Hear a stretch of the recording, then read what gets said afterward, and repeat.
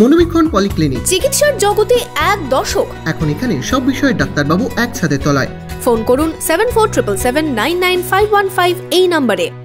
রাত পোহালে অনুষ্ঠিত হতে চলেছে চতুর্থ দফার ভোট। তার আগেই চলছে শেষ মুহূর্তের প্রস্তুতি। এর মধ্যেই নদিয়ার রানাঘাট লোকসভার কৃষ্ণগঞ্জ বিধানসভার ভাজনঘাট টুঙ্গি পঞ্চায়েতের নলুপুর গ্রামে বিজেপির সদস্য দিবাকর রায়ের বাড়ি থেকে মিলল ঝোলা ভর্তি তাজা বোমা। জানা গিয়েছে শনিবার রাতের অন্ধকারে এই বোমা রেখে যায় কেউ বা কারা। সকালে স্থানীয়দের নজরে আসে সেই সাদা রঙের ঝোলাটি। খবর পেয়ে ঘটনাস্থলে পৌঁছয় পুলিশ। 13ই মে রানাঘাট লোকসভা কেন্দ্রে ভোট। তার আগে আবারও বোমা উদ্ধার।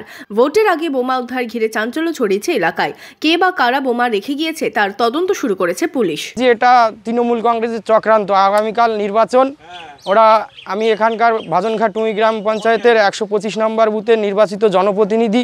আমার বাড়িতে এই বোম বারুদ রেখে আমাকে একটা ফাঁসানোর চক্রান্ত করছে এবং এলাকায় একটা ভয়ের পরিবেশ তৈরি করার চেষ্টা করছে, যাতে সাধারণ মানুষ ভয়ে সন্তুষ্ট হয়ে আগামীকাল নির্বাচনে তারা ভোটদানের থেকে বিরত থাকে, ভয়ের পরিবেশ হয়। সেই জন্য এটা তৃণমূল কংগ্রেসের চক্রান্ত। সকালবেলা উঠে দেখি ওইখানে বস্তায় দেখি, তারপরে দেখি যে বোম রয়েছে বস্তায়।